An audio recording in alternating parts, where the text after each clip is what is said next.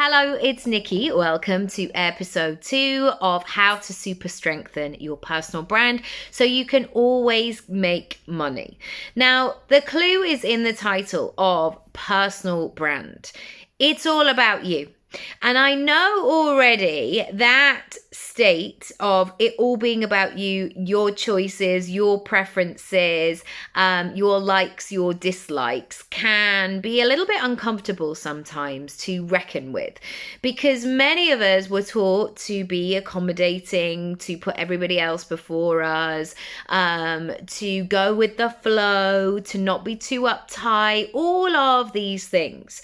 And so to then take a step back and answer these questions that I'm going to give you and go, actually, what is it that I want?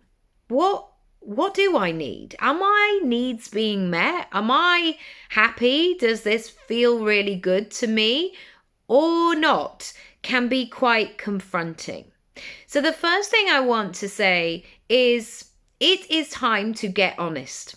It is time to turn up the brightness and the awareness of what is going on right now.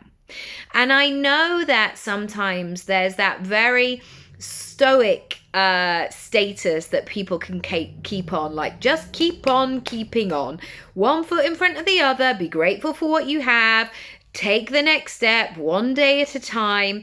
And yes, on one hand, I think there is an element to that we do have to keep going. And I think that in terms of parenting, my kids, although they're empathetic, and that's what I would encourage, they're not bothered really if I'm having a bad day. They still want their life to go on as normal. They are still expecting that there's going to be food in the fridge, that they're going to be taken to school, that they'll have the uniform or the bag that they need, or whatever it might be.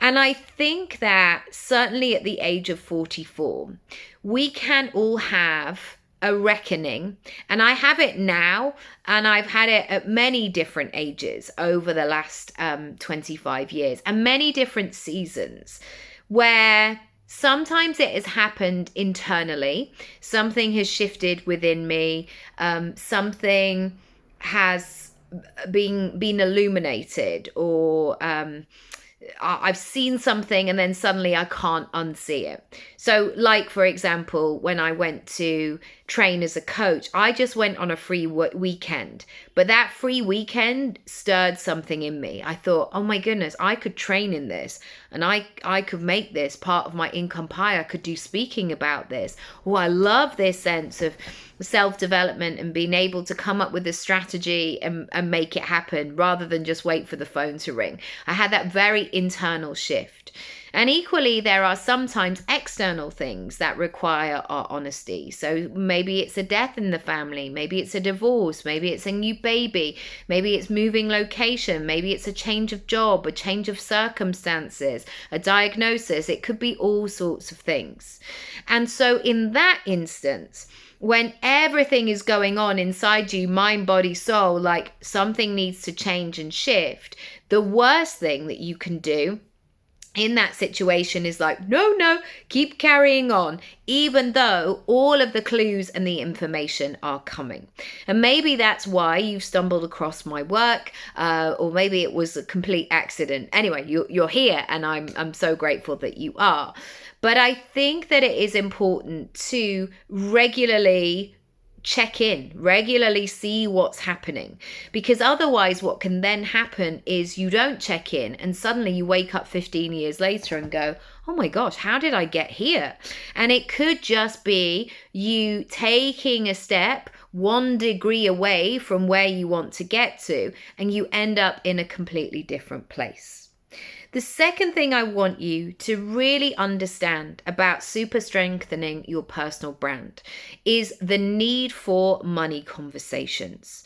I know that it was a bit of a kind of cutesy thing where people go, oh my gosh, I'm just terrible at maths. I hate talking about money. Oh my goodness, I hate selling. I just want my prince to come and figure it all out. Now is not that time.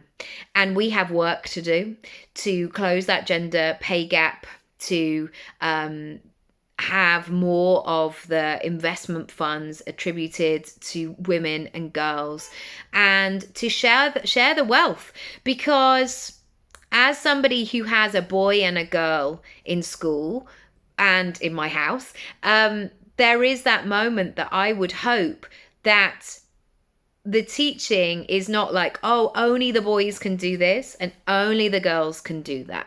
Like, I really hope that that is not happening at 10 and 6 for either of my children.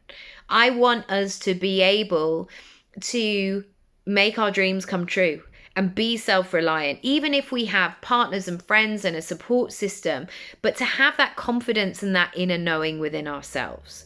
So I want you to really tune up your awareness around money. How do you feel when you talk about it? How do you feel when you receive it? How do you feel when you don't have enough of it? How do you feel when you spend it? How do you feel when you save it? How do you feel when money comes seemingly out of nowhere and you didn't have to work hard for it? I would love to know. Get clear on money conversations. And it's not like tomorrow you're going to go, right, I'm going to have 5 different money conversations, but you will be interacting with money each and every day. So it's really important you understand how your relationship is. Is it positive? Is it loving? Is it communicative? Or is it tempestuous? Is it unpredictable?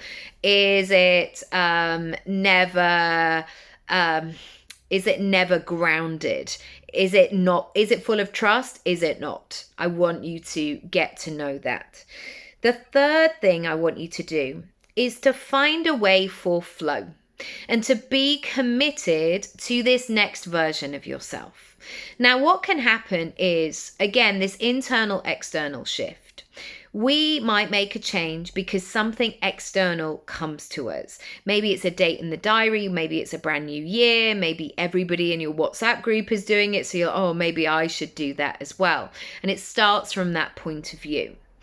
However, I've also realized the power of internally making a switch and understanding that I no longer want maybe what I wanted before, and that there's something else. There's something better, there's something greater, there's something more aligned. And sometimes that thing that I want, it's not obvious how I'm going to get there. The path is not well tread. It's not laid out. It's not a step-by-step thing. So that means for me, if there is no obvious trail to follow, I need to take matters into my own hands, which means I need to carve out time every single day. And I know already it's like, oh, I don't know if I can do this every single day. This is why sometimes we start small, like 5 minutes, 10 minutes, 15 minutes, whatever you can commit to. Where in that time, you are committed and you are showing up for that future version of yourself. And I think that already as I'm saying that, many of you will be like, does that 5 minutes a day, really, Nikki? Like, that's going to change my life? Try it. See what happens. Because there is something about your brain that will love you for this. Your brain loves predictability. Your brain loves to be able to second guess what you're going to do next. So if you set this habit for yourself where you're like, all right, well, I start work at 9 o'clock every day. I'm going to show up to my desk 10 minutes early and I have 10 minutes for myself before I start my day. I think about my goals. I think about where I'm going. Your brain is going to love that. And once you've got that lovely tried and tested habit, you're going to crave it and you're going to expand it and you're going to be in that space where you're thinking about your goals and the next version of you on a regular basis. And you're no longer on the roller coaster of up and down and I'm here for 2 days and then I forget about it and then I get busy and then I pop on 6 months later. You've got that lovely hum. You've got a new baseline. You've essentially gone up an octave, if we're talking musically here. So I would love to know how that lands for you today. Let me know how you get on. Make sure you subscribe to the series. Make sure you log in and watch the workshop, and I'll see you next time. Lots of love. Bye.